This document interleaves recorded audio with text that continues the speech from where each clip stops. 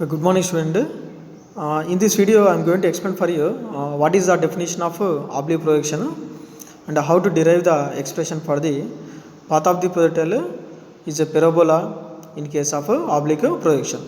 That means in this one is finally ఈ derivation మనం ఏం చేయాలంటే y is equal to ax minus bx square అని prove చేయాలి.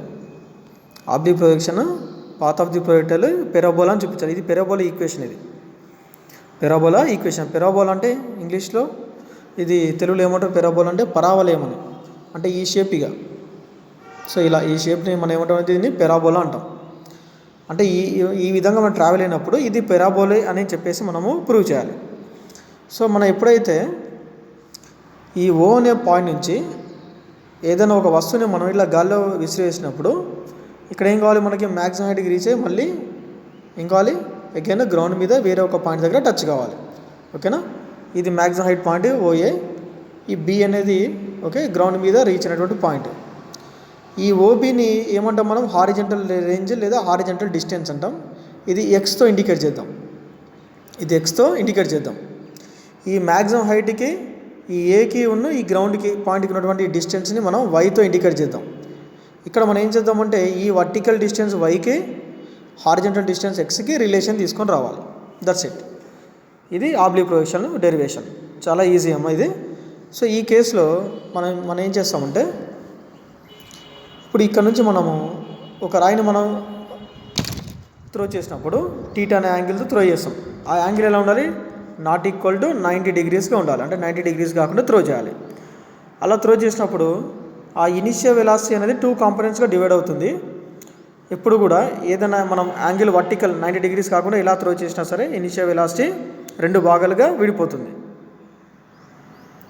సో ఒకటి వచ్చేసరికి ఏమో యూ సైన్ థీటా, ఇంకొకటి మనకి you cos theta. Another one is u cos theta. One is you sine theta, another one is u cos theta. So in this case u sin theta and another one is u cos theta. So whenever you can thrown like this,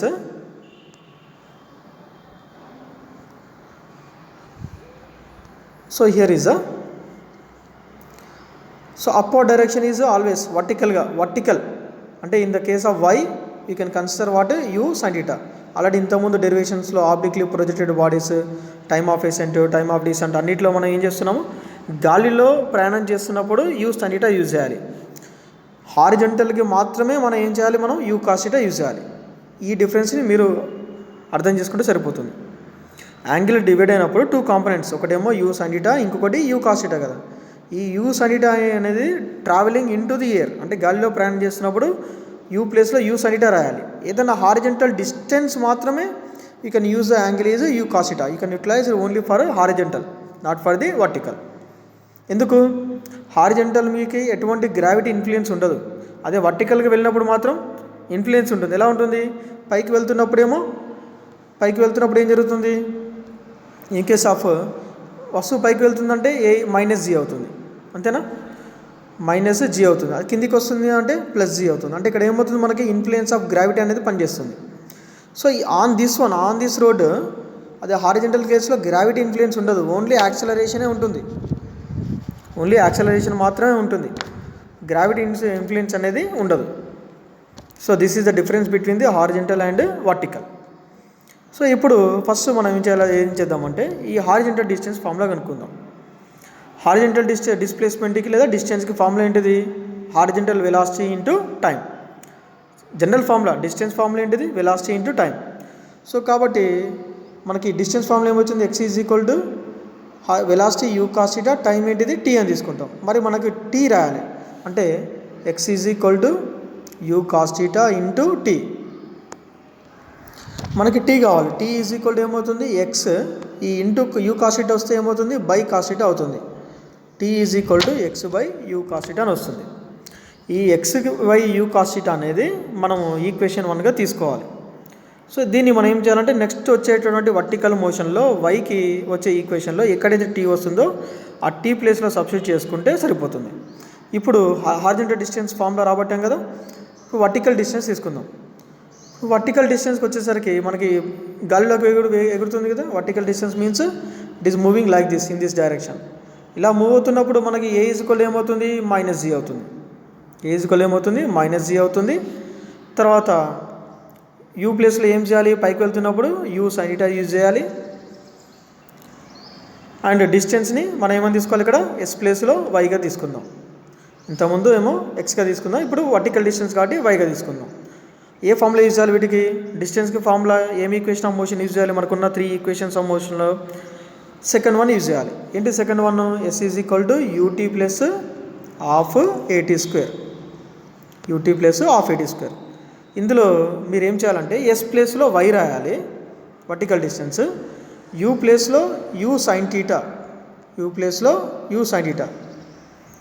మరి T అంటే T ప్లేస్లో ఏం రాసుకోవాలి, T is equal to x by u cos theta రాయాలి.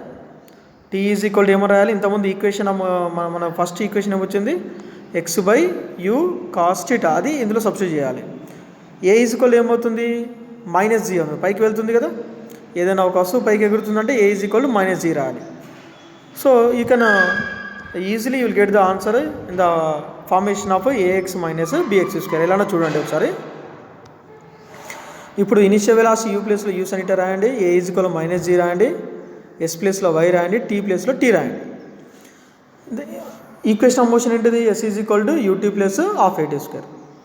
So అప్పుడు ఏం చేస్తారంటే yes ప్లేస్లో వై రాయండి, యూ ప్లేస్లో ఏమొస్తుంది మనకి యూ సైన్ థీటా అని రాయండి, టీ ప్లేస్లో టీనే రాయండి. ఏ ఈజ్ ఈక్వల్ ఏమవుతుంది, పైకి వెళ్తున్నప్పుడు మైనస్ అవుతుంది. So minus half g t square. అంటే మనకి equation of motion s is equal u t plus half ఏటీ స్క్వేర్ ఈ విధంగా మారుతుంది. ఎలా మారుతుంది, y is equal to u sine theta t minus half g t square. ఎందుకంటే ఇక్కడ ఉంది చూడండి మీకు, యూ ప్లేస్లో యూ సైన్ థీటా, ఏ ప్లేస్లో మైనస్ జీ రాయండి, ఎస్ ప్లేస్లో వై రాయండి, టీ ప్లేస్లో టీ. Very clear. మీకు కొంచెం మ్యాథమెటిక్స్, సింపుల్ మ్యాథమెటిక్స్ వస్తే సరిపోతుంది, ఈజీగా అయిపోతుంది ఈ చాప్టర్ మీకు. ఇప్పుడు y is equal to u sine theta into t కదా, మరి టీ ఈజ్ ఈక్వల్ టు ఏమవుతుంది మనకి, ఈక్వేషన్ ఆఫ్ మోషన్ మనకి ఫస్ట్ ఈక్వేషన్ ఇక్కడ ఏమొచ్చింది మనకి, t is equal to x by u cos theta.